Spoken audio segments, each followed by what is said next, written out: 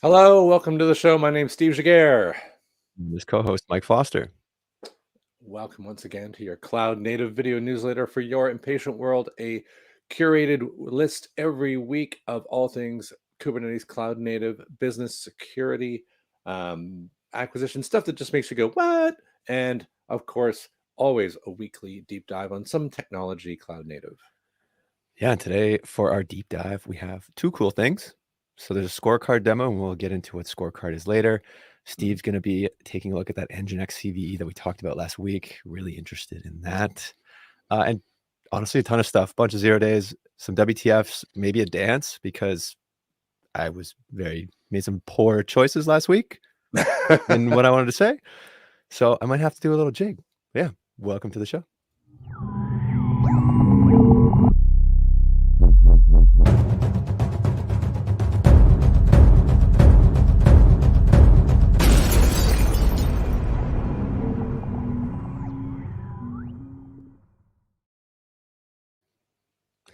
All right. I just switched networks while that start was on. So you can still hear me?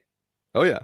Yeah, That it was got a little timely, fuzzy right? there, but you're back. Very nice. All right. That Yeah. worked out pretty well. How's your week been? Are you sick like I'm sick? Yes, I have been stuffed all week, but I'm doing okay. I'm getting out of it. What about you? It's only just begun. Well, if you're watching, you can always skip this part where Steve talks about his sniffles, and we're going to start uploading clips. We've had a little bit of user feedback, so we got some new, what would you say, new stings? We're going to cut things a little bit, move some things around for you. Shares. It's all very exciting. Yeah. So if you're on YouTube, like it, subscribe. Really appreciate it. Honestly, if you just say, hey, this is what's going on in the Nginx, you missed this. Love it.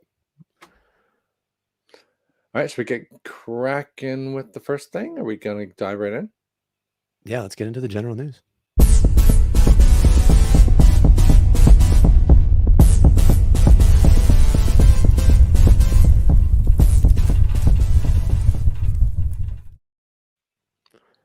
New sting. Mm-hmm. Very nice. Let's see if this comes up correct then. Nope, we want to do this one now. Well, we're going to switch it around on you. Very cool. Yeah, this is pretty straightforward. Mm-hmm. KubeCon is on YouTube. Yep. There you Links go. are up. So check out all the talks that you missed, everything that we had talked about. What was the one that got cut off 15 minutes in?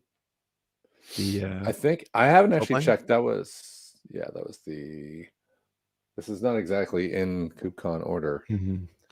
This is one of my more favorite kind of points of COVID, I guess you could say, if there was a silver lining. Just the whole hybrid event means that you don't actually have to be in person, that you can go into a Slack channel and talk to people about what's going on, that you can check out all these videos. So shout out to CNCF for going through all this. I'm sure that was a huge that was pretty stressful trying to do a hybrid event, and managing to pull it off like that. Kudos. So yeah, check out all the videos, and you'll see some names up there that we talked about, and some cool. The one thing I will say that I really liked is because there was less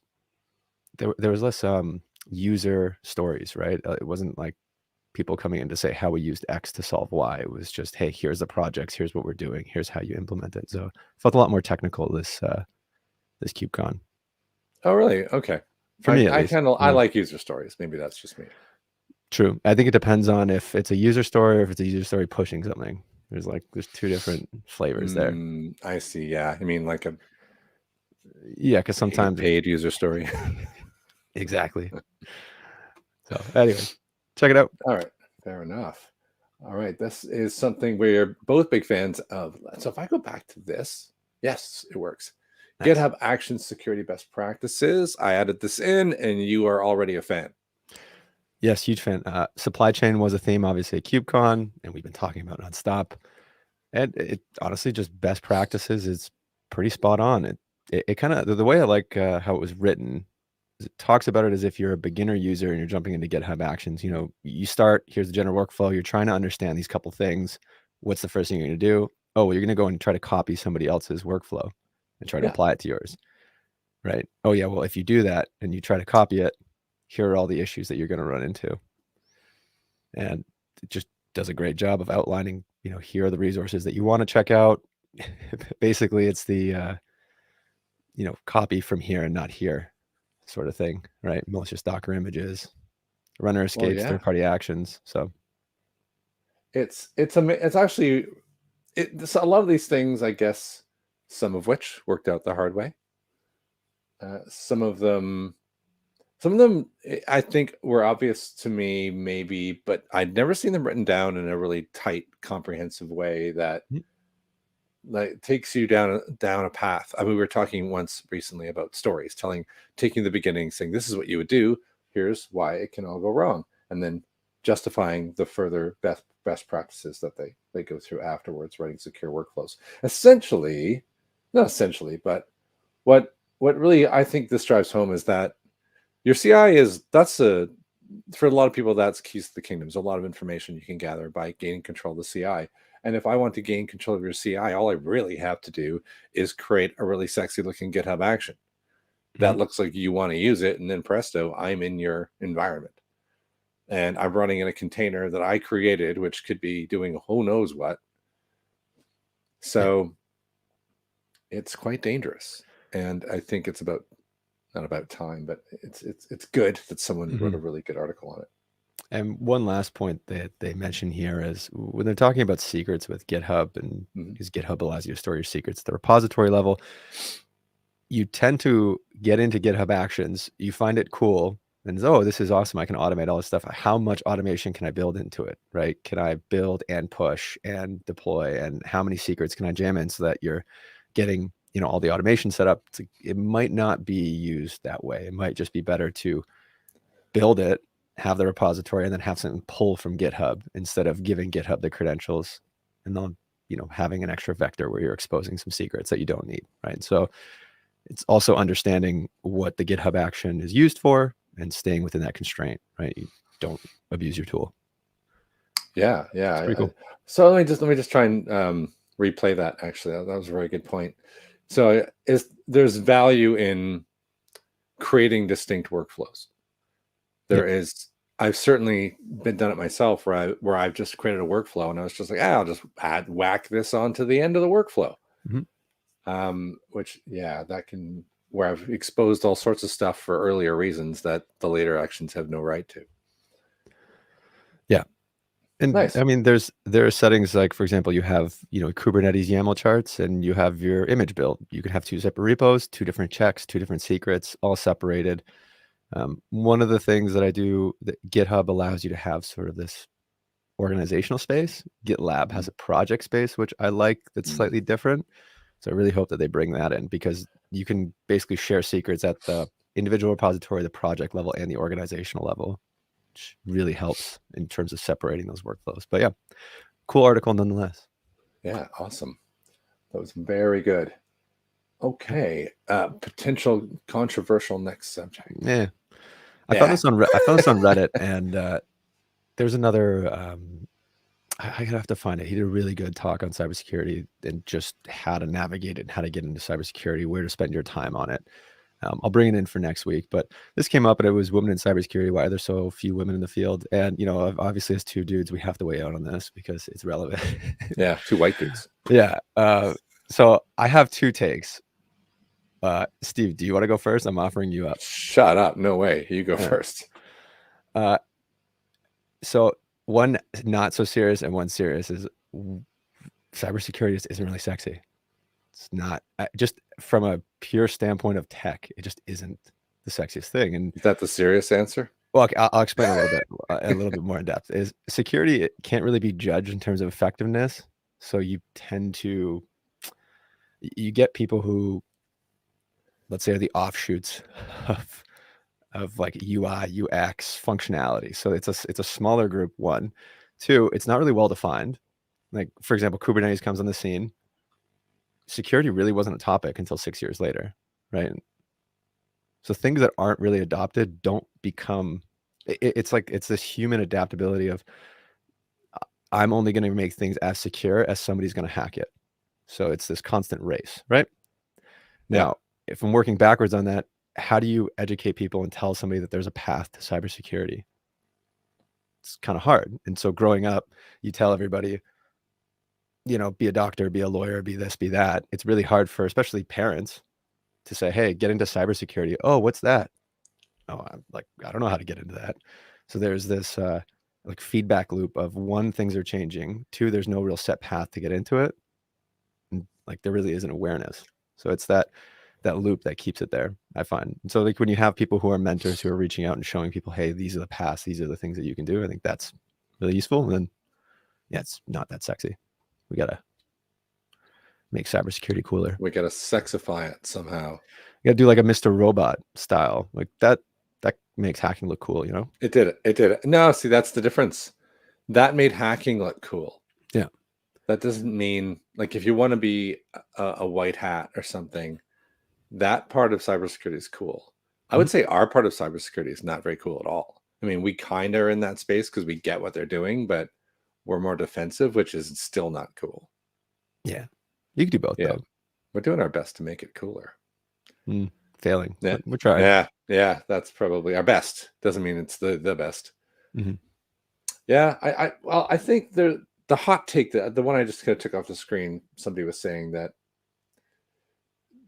if I rebrand what he was trying to say, it's there's a phase we are at right now where, if I were to quote a lot of people I know have children who are at the cusp, like 16 years old, 15 years old, who are looking like, what can I recommend them to go into? And generally, if they know me, they go, oh, you're in cybersecurity, you seem exciting and cool, and obviously all those things. What do we do? And they go looking, but they're still in that part of the parental brain where it's like, I need to send them to university. That's what they need to do. And then they go look, and the programs all suck. Yeah. Like, there's no DevOps university. There's no Kubernetes university. They look at encryption, and if you're lucky, you might get into a bit of pen testing, and they go and they look at a 3-year degree. But it's like, this is where I would argue that I think you can go to university I'd rather see you go to university for a business degree and a coding side if you do major minors, and then move into a cybersecurity boot camp of some sort. If you did something like a STEM with a heavy influence on technical writing, right? So because writing is obviously a huge part of cybersecurity and writing reports and things like that. So communicating generally, if you're doing math, calculus, statistics along with English in a general, then you have the choice of after going in and learning. Because one of the links that I'll post next week too, where it was a great talk on YouTube, was he saying, like, there really isn't defined space. So here are all the certificates in the cybersecurity realm, and here's the jobs that are associated with them, and there's a huge page. And so I think a lot of people are like, well, is the payoff worth it? Because if you're spending time and investing and then it's not really useful to your career, it's wasted opportunity cost, right? So yeah, if I'm growing up, would I rather go into the STEM field or into a business degree or into a law degree than take a shot on something that I have no clue, that nobody's teaching me how to navigate, right? Yeah. So I think we're touching a little bit on, I touched a little bit on why people generally don't go into cybersecurity. I didn't get into the women part. Yeah. I would say right now, why are there no women in cybersecurity is like, it's that argument. You need to see it to be it. There was no role models in place. We had Matthew Broderick hacking into NORAD like in the 80s. And so that, I mean, that sounds pretty old school. That kind of inspired me. That terrible Hackers movie from the 90s, like there's a one female role in there, but it's super male dominated. And now, like, if we look at the leading security people in Kubernetes, they're women. You got your Ian Waters, you got your Kat Cosgroves, you got your Tabby. That's you. Well, I want to. There are tons. They're all Liz Rice. Like they're all the big names. I'm sure there's some male ones. Yeah, but to me, the one of the other things too is I forget what the study was, but it just talked about cultural change in an industry, and that you need a mix of people in order to keep basically one side from dominating. And this works both ways. So if you're in nursing and you're a male, it can be kind of toxic depending on where you are. And if you're in something that's male dominated and you're a female, it's toxic. But once you get to about like the 30, 70, 40, 60 range, you actually tend to get more balance between the groups, and people become more civilized because it's like, oh, hey, this person has my back because they've been there, right? Whereas if you have a smaller group, it tends to not work that way. And you can kind of see why. Like, let's say you're on a team of 5. Well, if the general statistics are that 15% of cybersecurity are women, most likely it's going to be like 1 woman on the team. So if it's 40%, you're going to have 2. So you can understand like the macro doesn't necessarily translate into the micro, and at the micro level, you can see why there's friction there where people don't want to stay around. So you basically just summarized why diversity works. yeah, and I think it's pretty much. I think that's a good thing to end on before we stick our foot in it. All right. Yeah, we also rambling a little bit. So I just saw that and I thought it was really interesting because you just hear all these conversations and it's like, why hasn't it changed? Well, maybe it's a time thing too. True.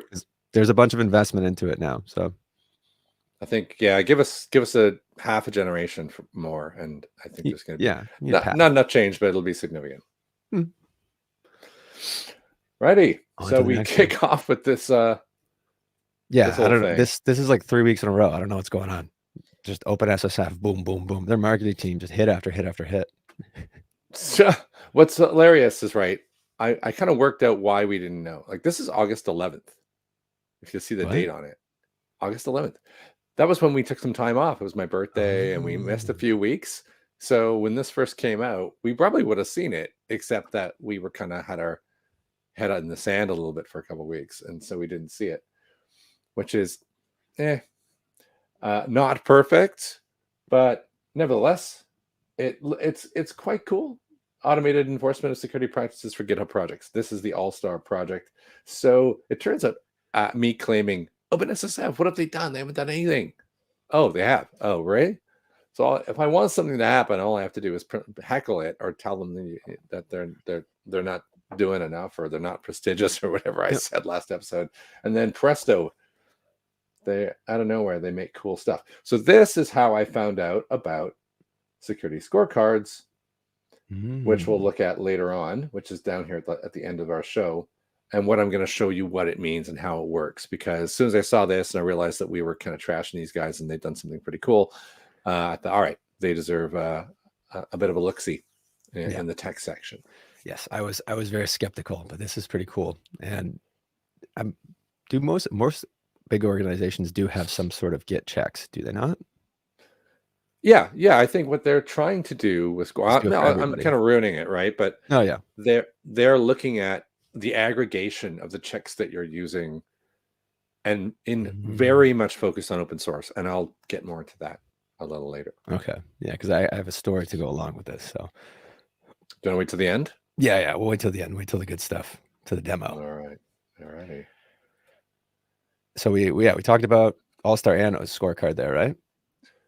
I'll do scorecard at the end. Like, okay, so we can get into the weird stuff. Let's do it.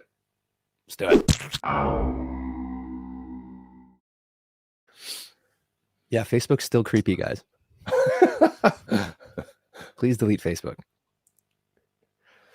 So, long story short, Facebook tracks you even if your location services are turned off in your app. It uses metadata when it looks at your photos to see where you're taking photos from. Because if you're on like iPhone or Android, it does take the location of where you take your photos. That's how, like, if you go into the Photos app, it'll be like, hey, you were at Niagara Falls or you were in Boston, right? Yeah. So it goes, and because it has access to all your photos, takes that data and sends it out. It also looks at your accelerometer and what's it called? Gyroscope? I forget exactly what the term is, but yeah. But what's it getting from that? So I'm not exactly sure how it does it, but I guess it pulls the accelerometer data all the time, and based off of like when you connected, it can tell you what you're doing or where you're at. I don't know. That seems like a lot of data. I'm kind of curious to see. Like, it might pull the data. I don't know how they actually use that. The whole photo thing is the biggest one, right? Like all the metadata in photos nowadays. If you're on TikTok and you give an app full access to your library, like that is, I mean, if it's getting pushed out or sent out, then you're kind of screw there. There was that Russian app. Do you remember that? Like a year ago, that made your face older. Yeah, I didn't And do it. everybody, yeah, never do it. But you had to put your face on it, and then it pulled all the photos. And they're like, Yeah. guys, like if you use this app, your photos are in Russia now. Yeah. Yeah. Yeah, That was a remember big thing that. about anywhere between a year ago and to 3 years ago. Tons of things in Facebook or apps that just like hoovered everything out of your phone. Yeah. Nuts. And now the new security thing is, hey, do you want this app to give access to a single photo or all photos? The issue with typical security controls is, as an average person, and I go in, do I want to just do one photo? Because when I go in the next day, I'm going to have to click that one photo again. So most people just go all photos, right? It's about ease. Yeah. But at least you're signing up for what you get, which is it's amazing. Okay, so here's so if I take a photo and it's monitoring my accelerometer, just theory, right? Accelerometer means it knows if I go west at a certain speed. Yeah. So now it kind of knows where I'm going. Yeah, and well, have you ever had your internet turned off and your maps still works for a bit? It's like Right. Waze is really good at this, right? Because Yeah. there's enough data now so it can kind of map out where you're going on your phone. Same concept. I'd actually argue that you could technically, like Bluetooth, for example, your phone's always broadcasting, I'm here, I'm here, I'm here. Mm-hmm. If people ever wanted to track you, they could put up Bluetooth receivers through a whole city, just look for that individual code as it moves to the city, and then you could probably do some reverse search if you had a detective to figure out who it is. Well, also, if Yeah. you're using 4G and you're connecting to certain towers, if that information's available, then they absolutely know where you are. Yeah.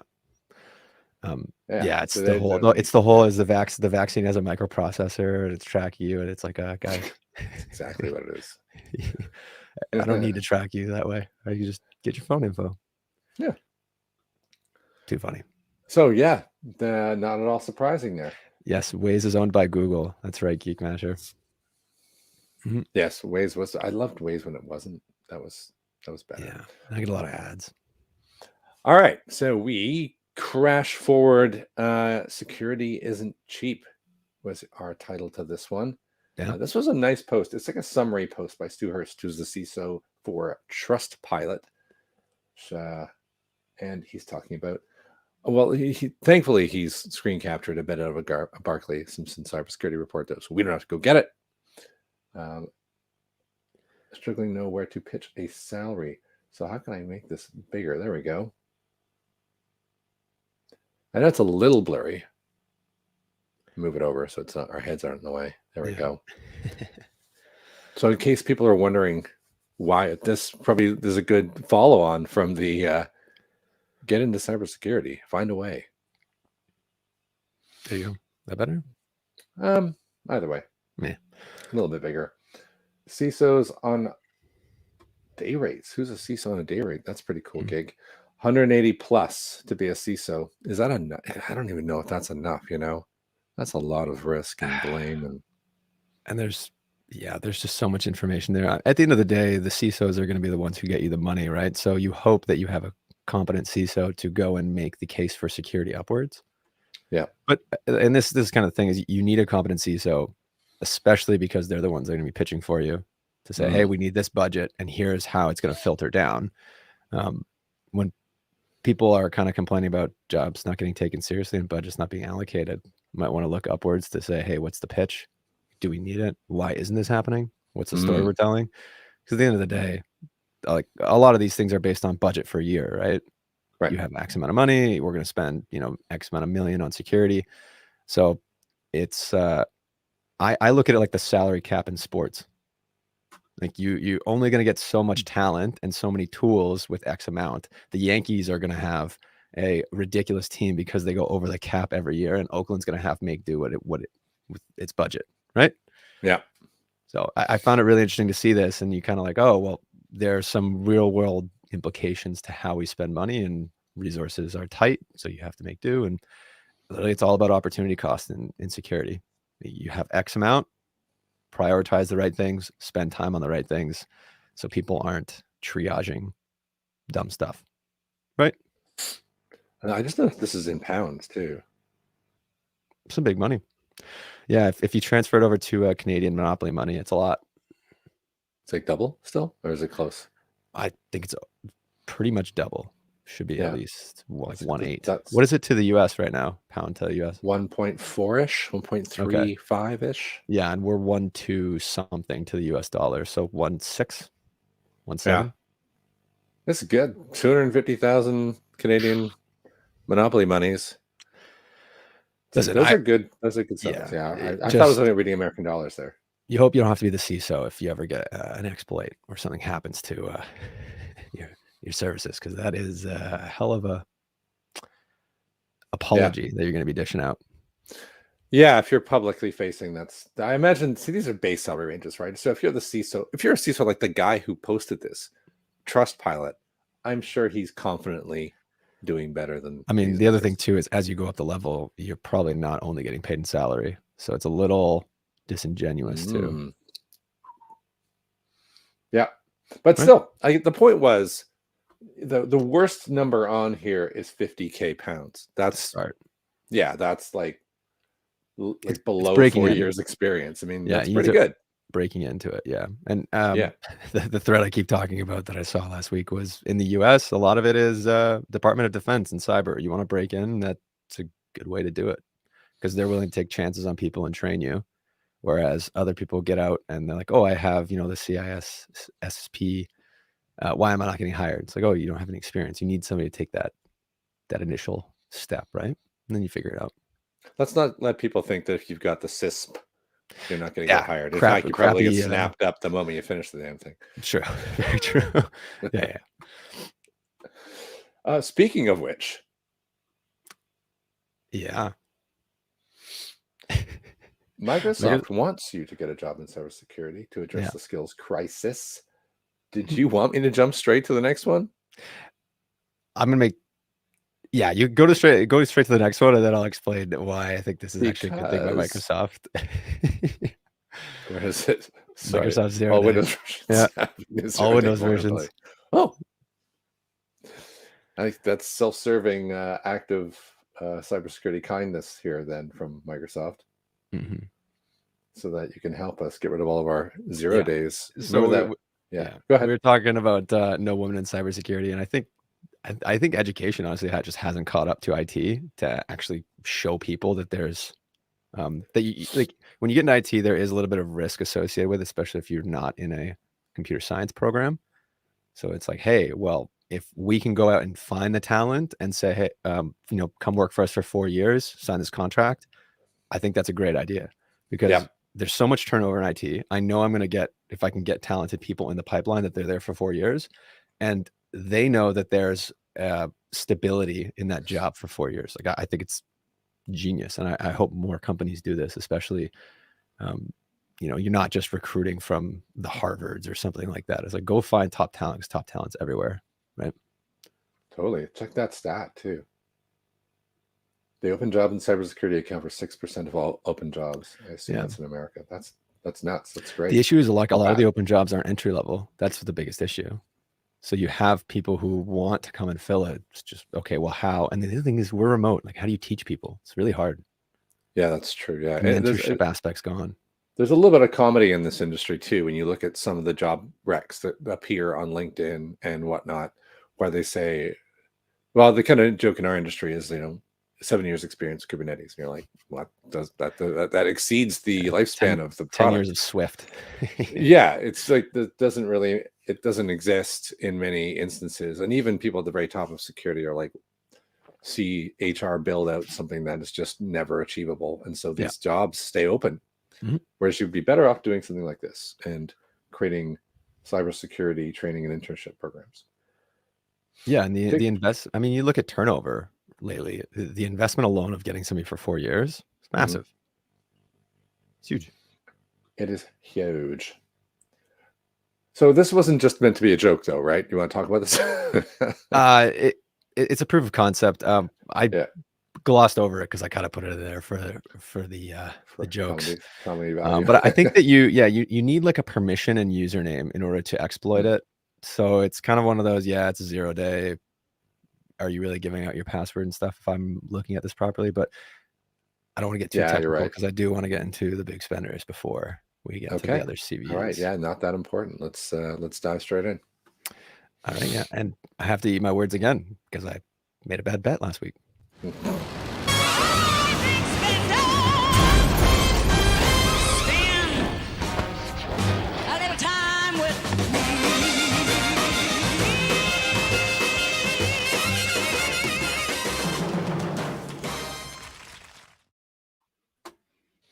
Yes. So the first thing we're going to do, the thing where you eat your words. Yeah, we can do that first. So we talked about this last week. Was SUSE acquired NuVector? They're a container security solution. I think they're just copying Red Hat, but you got to do what they got to do. Interesting because when StackRox got bought, there's obviously a time period before you can announce like what the cost is and all this stuff. Maybe it's because we're publicly traded in the US, it's different. Maybe, yeah. But NuVector is a Californian company, by the way. I always feel like on paper it is. For some Yeah. reason, they just seem to exist in Germany. Maybe just because they have a German-sounding name. All right. Yeah. Anyways, so yeah, they announced that they got $130 million for the total, and I think I took the under at 75. No, we met in the middle at 85. It doesn't matter. I crushed it. Yeah. So there. 130 million. Yeah, now you're doing a jig. Somebody can meme over that, some crazy stuff. So have fun. Let's just say I way undershot that. They had only, I think they had like $30 million in total funding, and they had 30-something employees. But I also underestimate how hot the security market is. And what was their ARR might have been like $1 million or something. And it's ridiculous. The other thing too is they had been around for so long. They'd been around for like 2015, 2014. So you kind of think the founders, how much are they making out with? I don't know. Making off with? Yeah. Anyways. Yeah, but there's sometimes you need an escape route. Yeah.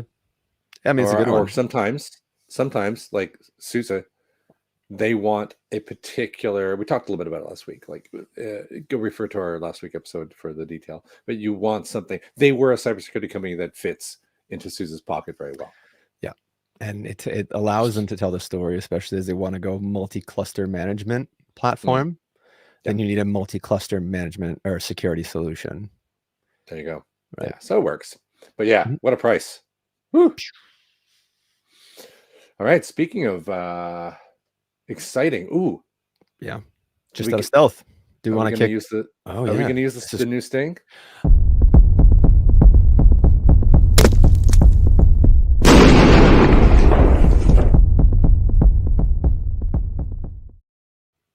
All right. I like it already. Oxeye emerges from stealth. This is yesterday, November 2nd at 1 o'clock, after we'd already decided what was going to be on the show. 5.3 million in seed funding, led by More VC. And if you go to, is there a link to them? Because you're going to see some very familiar numbers. There we go. Almost worthy of the bingo card. Bingo card. Yeah. Ding, ding, ding. Is it cloud native? Zero trust. Oh, there it is. Ensure no vulnerable app code ever reaches production. Wow, that's a hell of a statement. Steve, you're muted. What'd you do to yourself? I mean, that's fine. Yeah, I think they were getting sick of you anyways, but. You still hear me if I do this? There you go. You're back. Yeah. Cool. Did you unplug your mic or something? Yeah, no, the headphones came unplugged. I'll do it. I actually quite like that StreamYard has a sort of safety feature that mutes you whenever something ridiculous happens in your environment. Yeah, if your video goes off, it can remove you too. It's not bad. Options. What's your take on Oxide? Bold for sure. Yeah. This is I don't, especially in security apps, I don't know how people say like, oh, you have a secure environment. It's like, no, you have a hardened environment. But we need hyperbolic language, I guess. Yes, that's a good way of putting it. Hyperbolic language.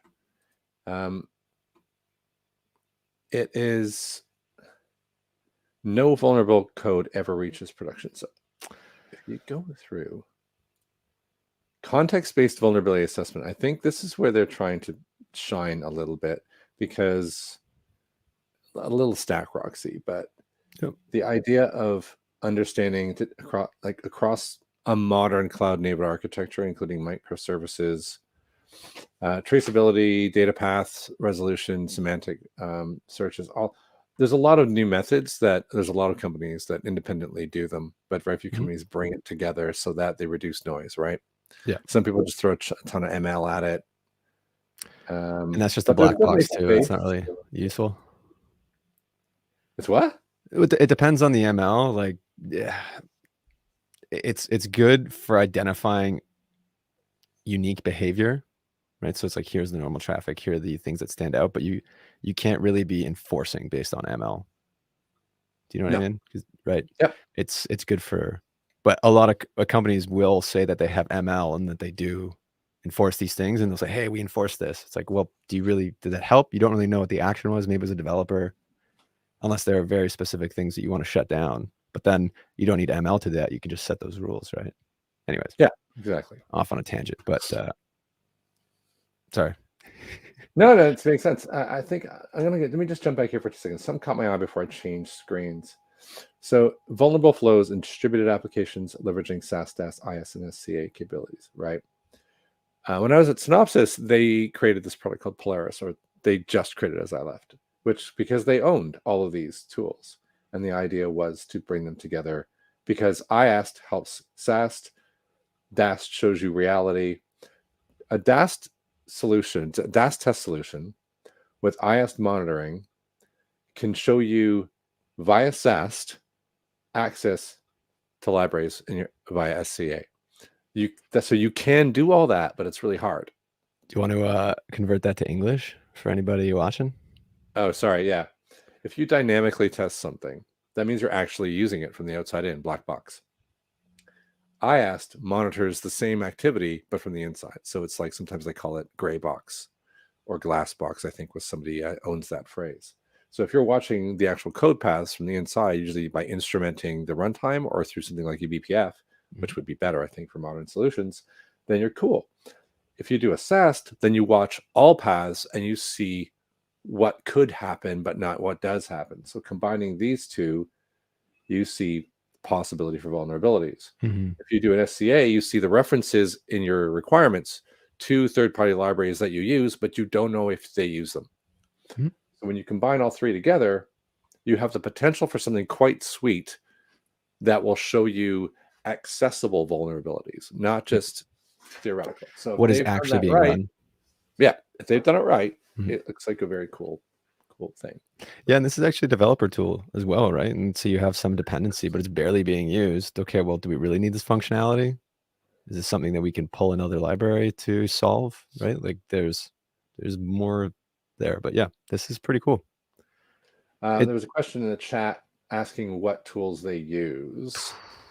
That's a good question. Yeah, I wonder if they just maybe they're keeping that on the down low for now. An agentless approach. That's interesting. I don't know how that's going to work. Because I think from a security solution, there's a lot of people who want to run in disconnected environments. So how do you be agentless? I guess if you just have the dashboard on private server and then you give it access. Anyways, should we get a demo? What's agentless? I asked. I don't know. Yeah. Oh, look at this. Spelled YAML wrong. Oh, on the front page. Yeah. Oxide. Darn. We'll have to ping him. Yeah. Neat. Yeah, so that's another exciting player in the industry. I'm sure some recruiters will come calling. Yeah, and that was seed money too. So Series A has got to be coming up in 6 months. Check back. Yeah, probably. I'm sure they'll be on the show in no time again. All right, should we 1-0 day, one kind of weird comment. We'll get into the vulnerabilities. The tech. Now, what starts with the letter C?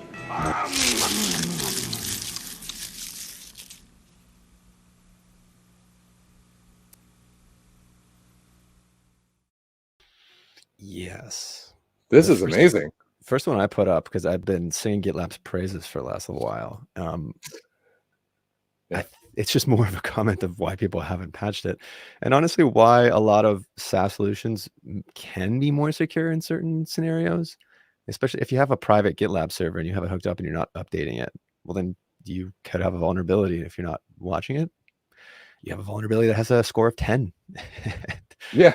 Yeah, That's really hard to achieve. 10. Yeah, even the VMware where you could access the vSphere client was only 9.8. And it's like, if you have access to this, you're screwed.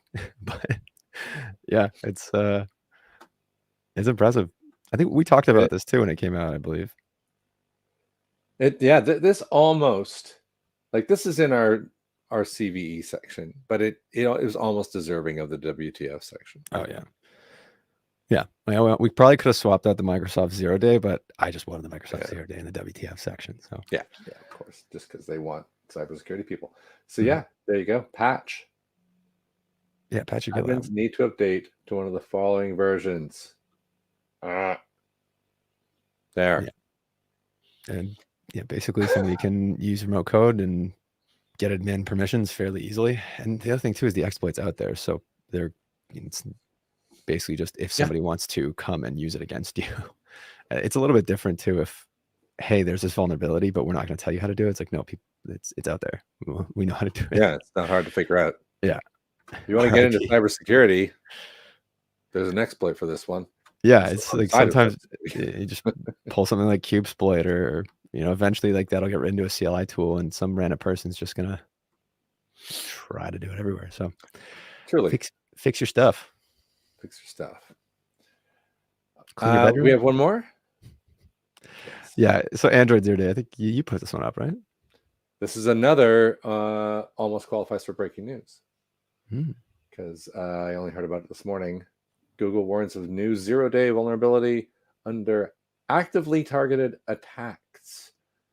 Google's rolled out security patches for 39 flaws, including a 0 day. So there's it was a 0 day. Always worth noting. It's not really a 0 day once we know about it. But it was under attack before we started branding it with numbers and letters. Use after free vulnerability. So it sounds very much like kernel exploitation. If you manage to write is the exploit here? I don't think they're giving away the exploit at this point. No. But remote code execution vulnerability for Android.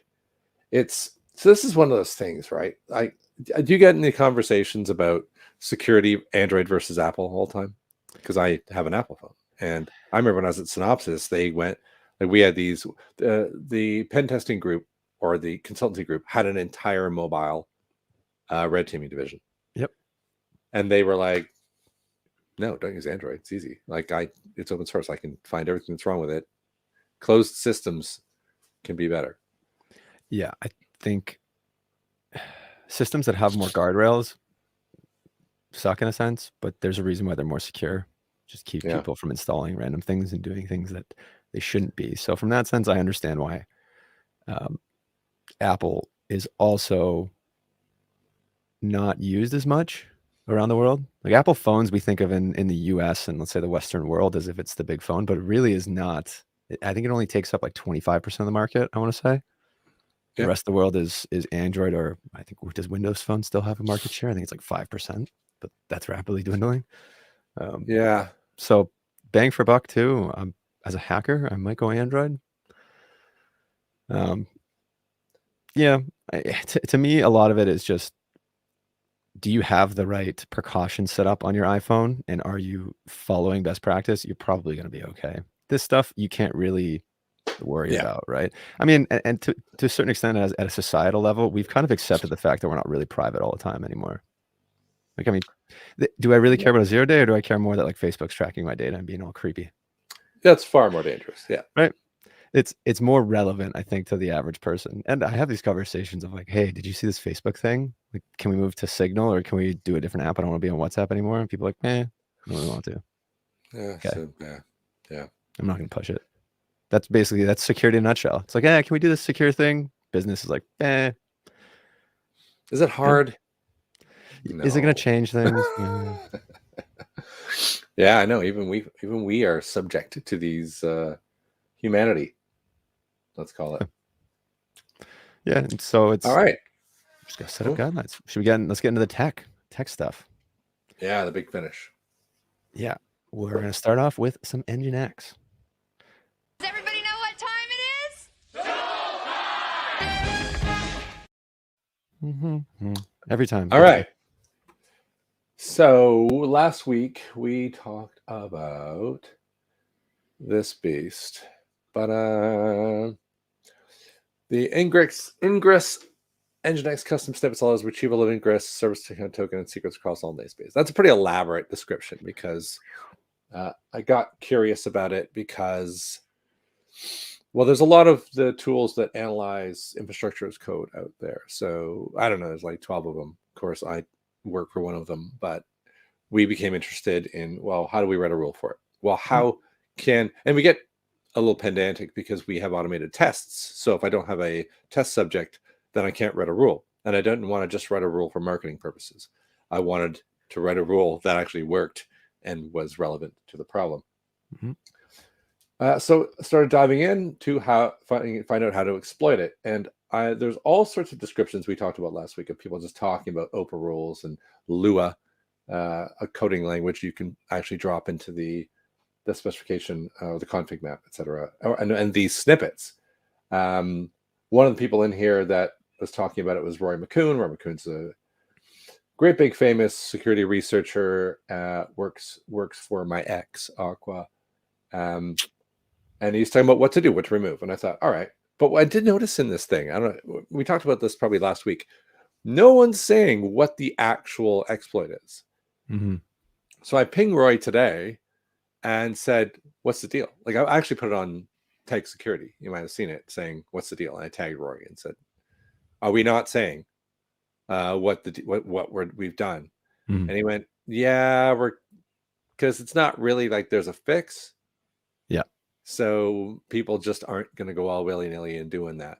But then he said almost immediately afterwards. But I mean, it's not like super hard, right? Yeah. So, all right. So I went ahead and did it. But I just want to let you see how potentially bad it is. I suppose that's the effort here, right? Sure. And for context, the whole exploit is you have an Nginx Ingress.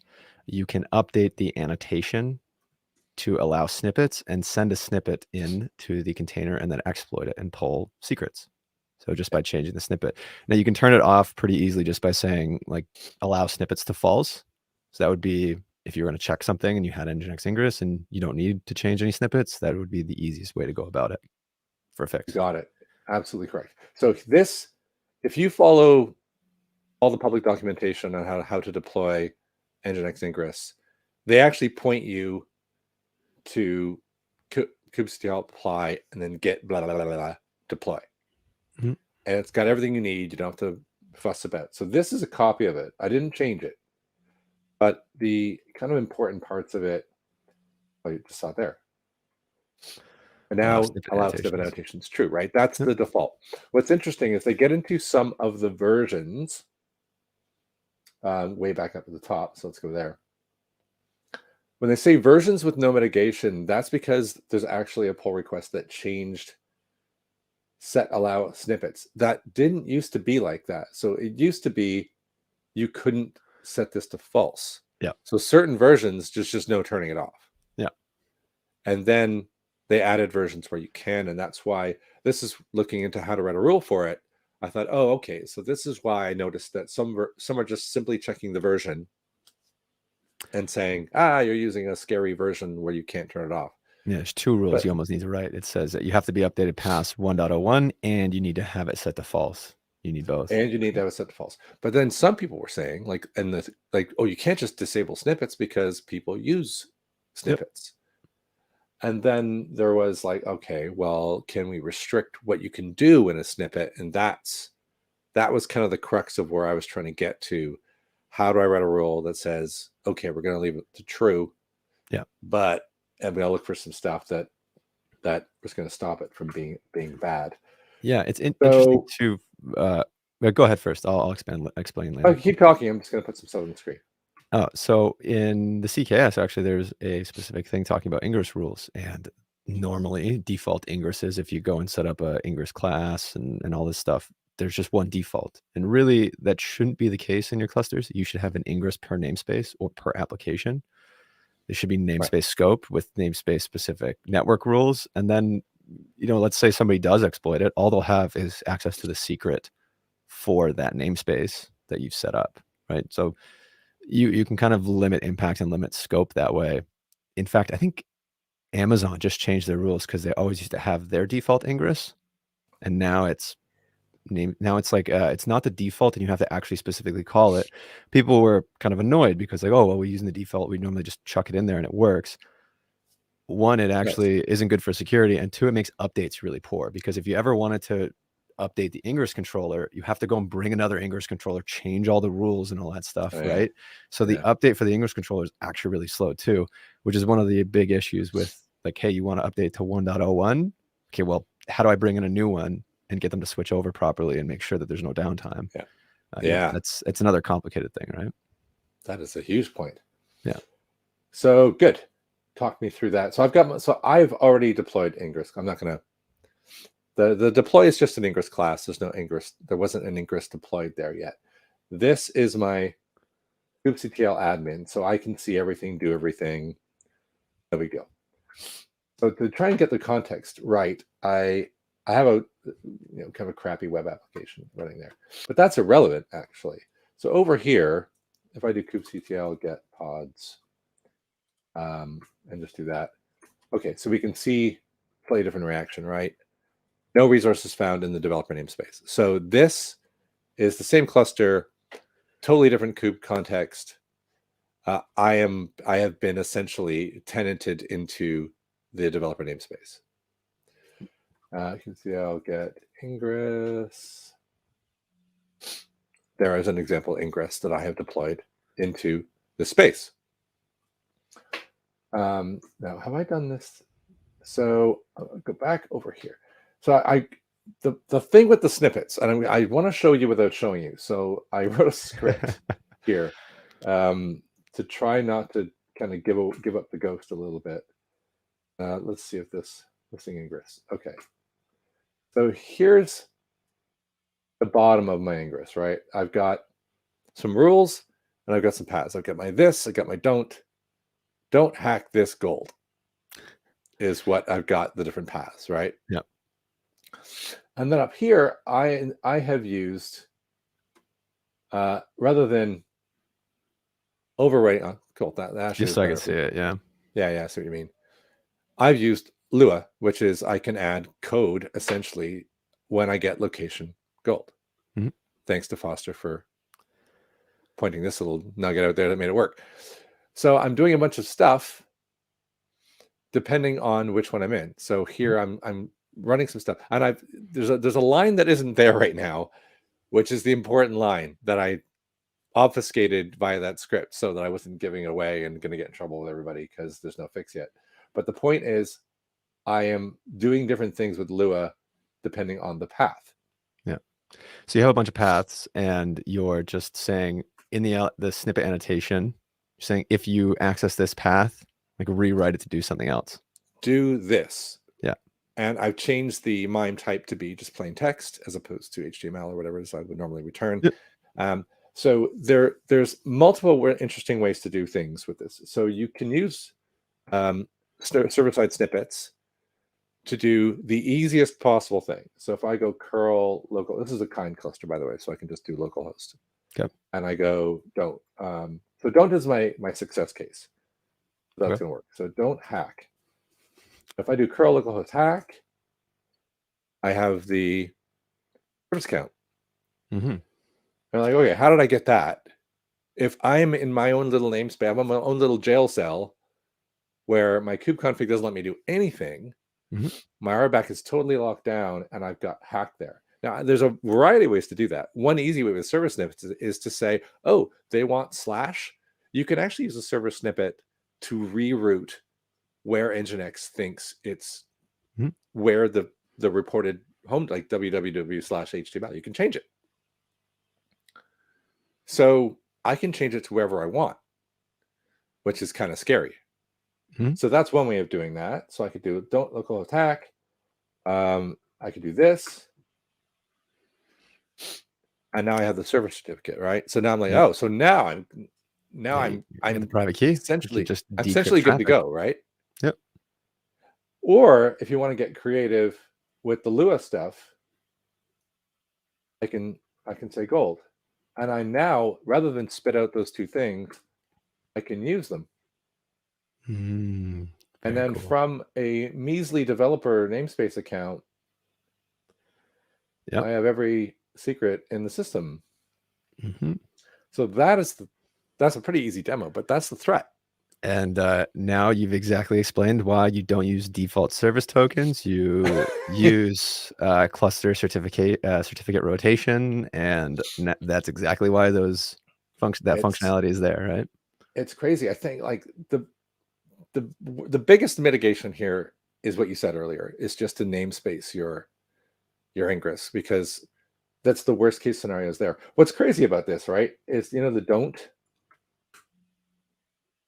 I locked this down so hard I couldn't see the web application that I'd originally set up. And so I couldn't That's actually funny. see it. So actually it turned out that I can have a bad Ingress setup that can't see any endpoints, and yet I still was able to use it to dig into the operating system. Oof. Yeah, that's not good. So that's demo number one. So if you're when I asked, like, okay, I'm not going to show exactly how it's done on here. It doesn't take a genius to work at it. Yeah, speaking from experience between our two, well, I mean, I just added a squiggly Combined. to your script, but yeah, that's pretty cool. Yeah, Nginx Ingress has always been an issue, specifically because it needs admin permission. It's writing network rules, so you have to give it access permission. So it's going to be one of those things, and it's pretty much the first thing that gets pinged when you get into a cluster. So it's prime for exploit and prime for people trying to get in through it, right? Yeah. That's also why actually, Rancher pulled it off as their default, right? It was a default for a long time. If you ever set up an RKE cluster, and now it's not, it's turned off for this reason of like, hey, you want to turn it on, use it properly, right? So what the last thing that Rory said earlier was that he's like, since this happened, it's like, oh, I added Ingress to my long list of security research subjects I need to dive into. He goes, and already in my limited discovery, I feel like it's going to be a hot topic. Yeah. Just because they're not the only one. Like Nginx that uses Lua within there. So if you can use that, it's a full programming language. It's bleh. Different world. It's pretty cool though. Yeah, set your rules, namespace, scope everything. Yeah. Use RBAC properly. Don't use defaults. Well, interesting about this one is just because of the reason there's not just a mitigation for it immediately is because the Ingress, if you're being global in its default deployment, does need the service account. Yeah. So you can't turn off the mounting of its service account. You can't, because there's in some of these discussions, people have tried removing list secrets as a capability, and then it broke. Yep. So it's just more about usability, like the way you suggested about, because it wants to be namespace scoped and you want to use it per application, but then it needs admin permissions and admin secrets to make any network changes on the host. So it's this weird in between space of how much permission do you give it for functionality, and then how much do you take away from it. Realistically, if you're going to implement it, you need to make sure that, yeah, okay, we'll give you like a nat cap raw, and like, I forget what the other functionality that it needs. But then everything else is going to be shut down, and it's going to be per namespace. It's going to have its own default service token that's unique to it, so that if you ever get it, it's like, oh, okay, well, you're in Nginx anyways. So if you get the token, you can only do what it's designed to do, right? The biggest issue is if you give it a token that has permission across the cluster or something, like a cluster-wide resource, because then you could use that service token for more, right? Anyways, I'm ranting, but yeah. No, you're right. I think there's a lot of research to be done on how to build a better Ingress. We'll see though, because there's a lot of companies that other Ingresses are available. There we go. Yeah. All right. On to the so second the demo. Next in the double header is scorecard. boring. Scorecard. So this is Scorecard by the Open Source Security Foundation, Security Scorecard. They've got this sort of Doc Terminator guy. There's a whole bit about their logo. So the idea here is that that thing we just saw about Alt-Star is that they are looking at how consumers consume open source projects for security, and then they're going to give you a automated tool, a check, a score 0 out of 10, right?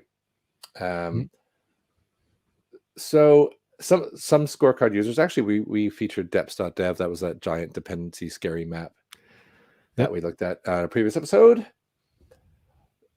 And how to set it up. You got to get a GitHub token, et cetera, and then you just run it with the repo.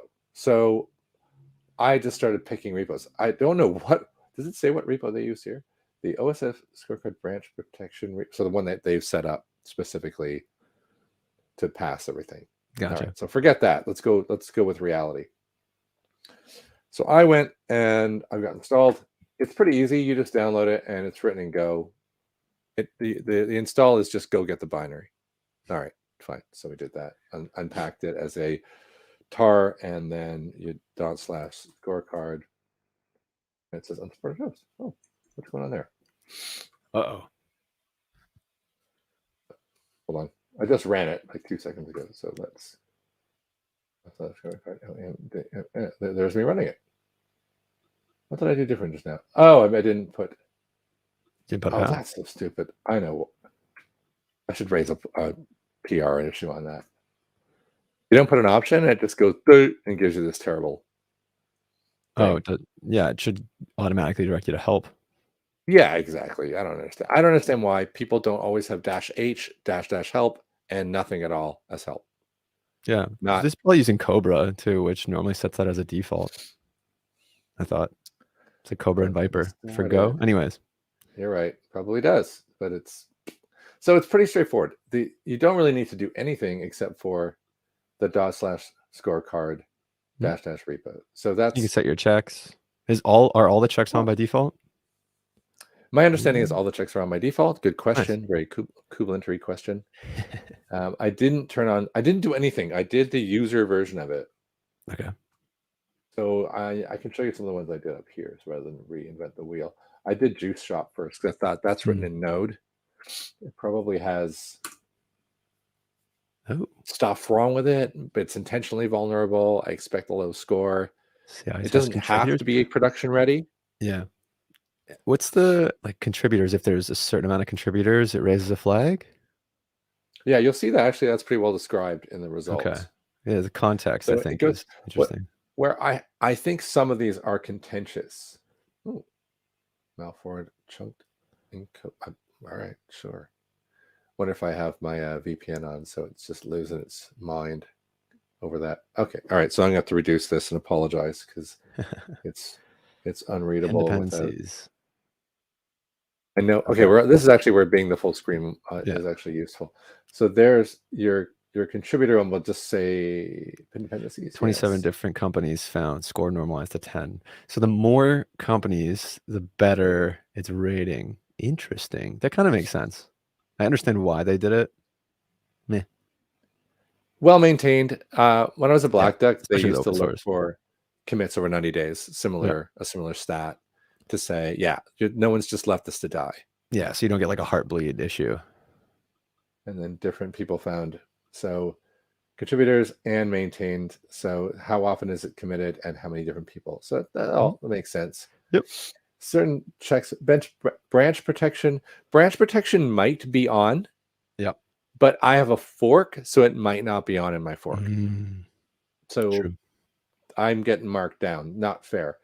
Binary artifacts. See, I think that's kind of like that.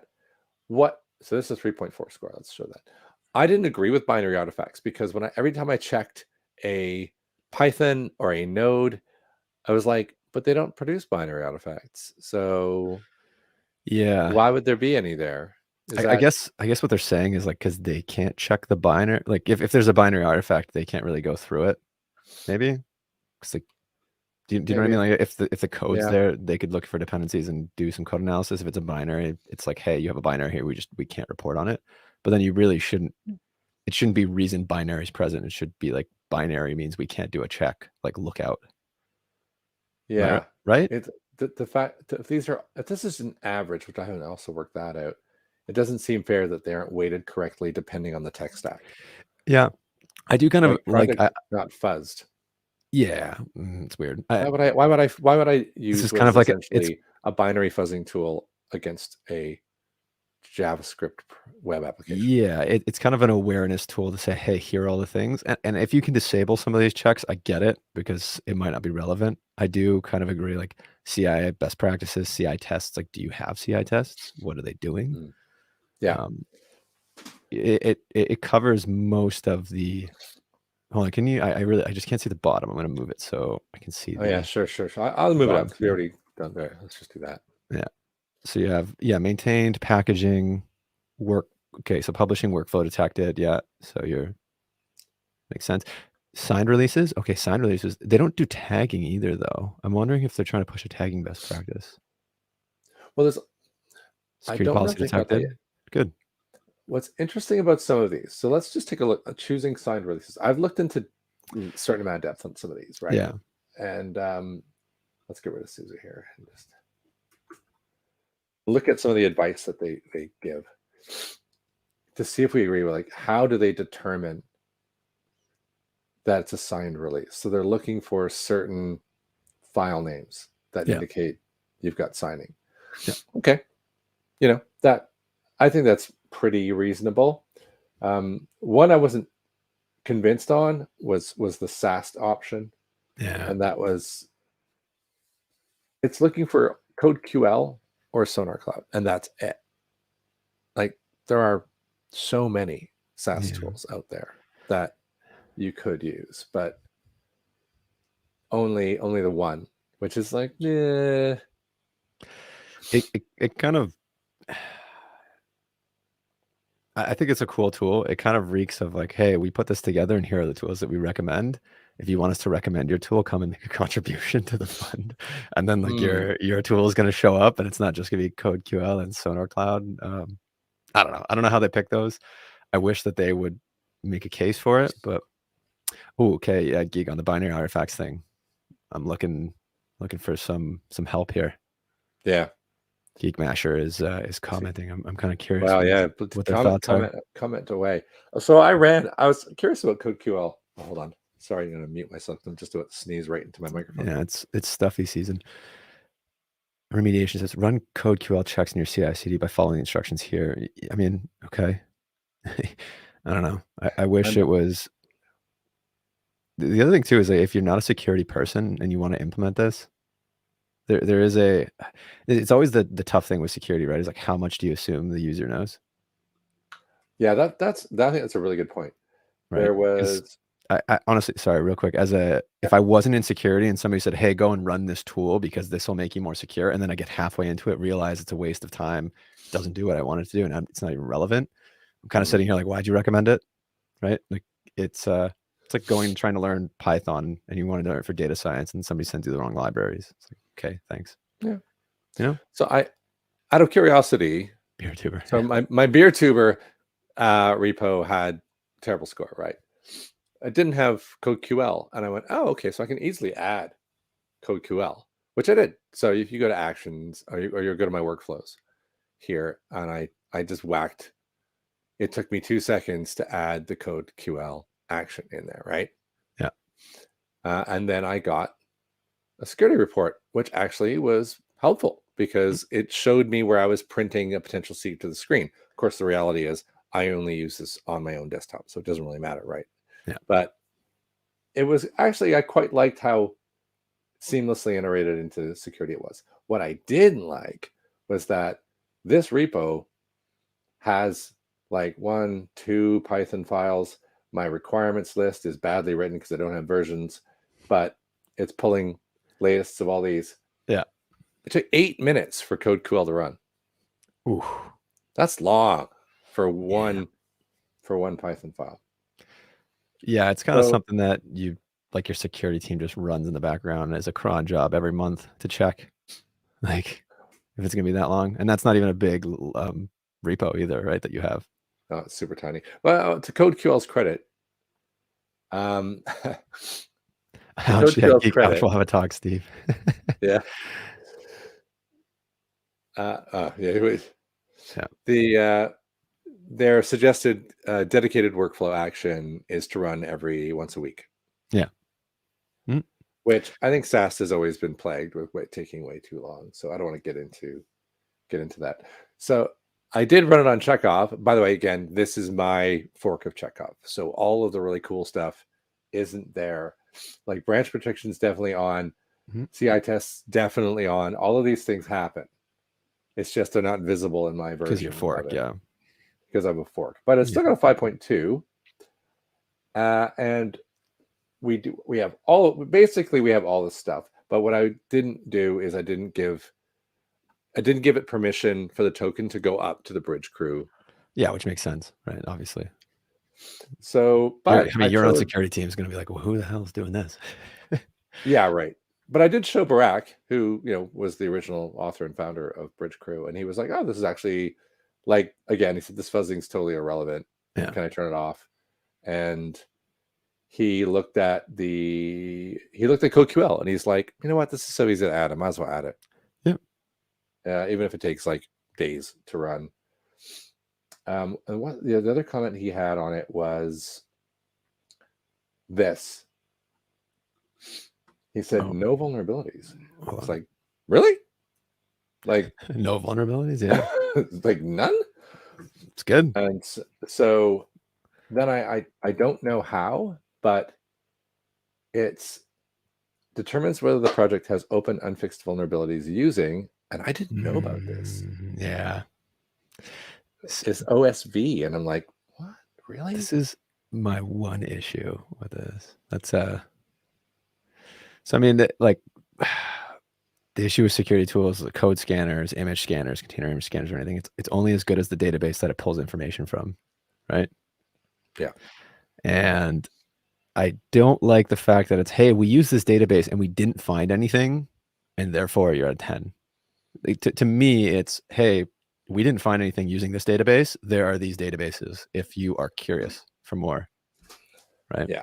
It's the same thing with code scanners. It's like, okay, well, we recommend these two, but here are the other ones that are useful for X, Y, Z.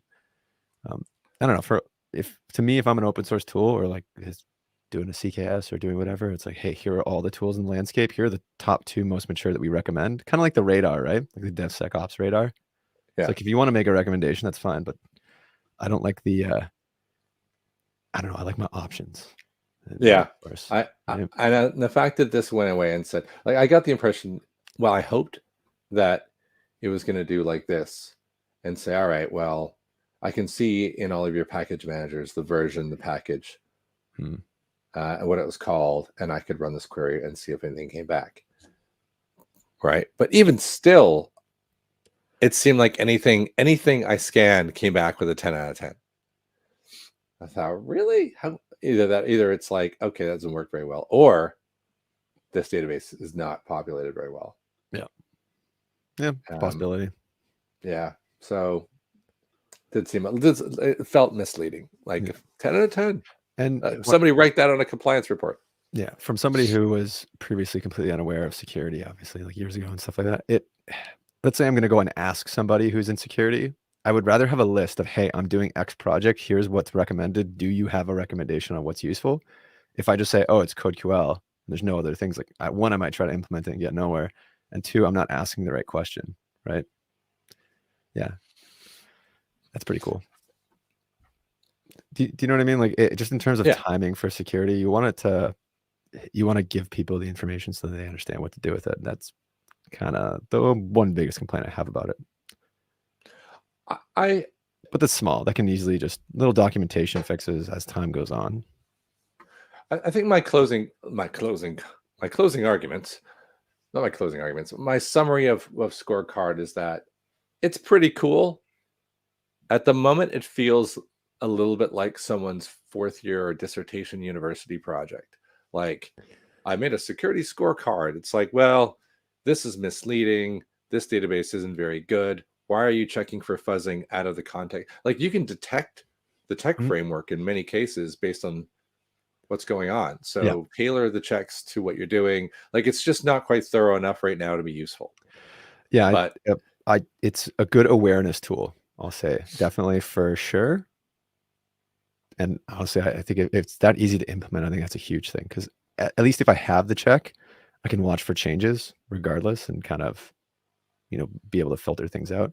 The other thing that would be cool is if you can write notes. So like, yeah, you have a fuzz check, but I kind of want, yeah, you can run the fuzz check, but I'm going to put in a little annotation to say this isn't relevant to this repository, give it a lower weighted scale, or push this out, right? Or don't use it, so that if anybody else is coming along, they're saying, oh, like, I understand why this isn't there. That's, my kind of yeah, totally. feature I meant to point out, you'll like this. This is the issues list. The feature list. There's a couple when did this particular open? people here. Oh my gosh, 3 hours ago. This is 3 hours ago. But a couple people on here, this dude here, all over it. Like, do this, do that. Scorecard cans into Recore signed. So it's like boom, boom, boom, boom, boom. It's like, so people want to use it. They just have people their wanna own use way it. of running their CI tests that they want to implement it in. It's like, remove Yeah, Docker container from GitHub Action. Yeah. So that's a good sign that there's like pages of enhancement requests Yeah. already for it. So we'll come back in a few months and see Yeah. how many of those have been closed. It's always the one issue. You're going to go open source something. It's like, all right, well, you staffed up, because if this is a hot tool that everybody wants to use, how are you going to answer all this stuff? Yeah, that's the Yikes. polite way of saying this isn't doing what I want. Oh. Enhancement request. And honestly, like, some people use it in an anti-pattern. Like, you have to be willing to sit there and defend it and say, we're not doing it this way because your way of doing it isn't efficient or isn't proper, isn't secure. You're the only person asking for it, right? Yeah, that's tough. Like, hey, you want to write it, go ahead. We may or may not take it into the project. Yeah, cool should have done a project big overall. Hacktoberfest and said, all right, you go write that stuff for us. Awesome. Yeah, it's coming. OpenSSF on the rise. I'm 0 for 2 on my last little skeptical. Same here. conversations. If history has taught us anything, they'll be back next week with something. Seriously, I think we should take a break from OpenSSF. I'm feeling a little clingy. Just ignore them, otherwise they're going to start. We'll start looking creepy. Anything else before we take off for the week? No, we keep trying to keep it to an hour. We had less things on the list, but there's a lot to talk about. So thanks for that is around. all for this week's show. We'll be back next week, where technical demos will be on the shoulders of the mighty Michael Foster. I don't know what he's got planned. Exciting? Anything? Got anything in your mind? Something good. I'm thinking Flux, maybe some GitOps talk. We were talking about GitHub Actions. Might Cool. See Flux. Yeah, you want Shooty Flux? Could do Argo. Sure. You don't have to stick to it. Just say something. Let's do Argo. I want to play around with Argo. Done. Beautiful. Until then, my name's Steve Jaguar. And I'm his co-host, Mike Foster. Have a good weekend.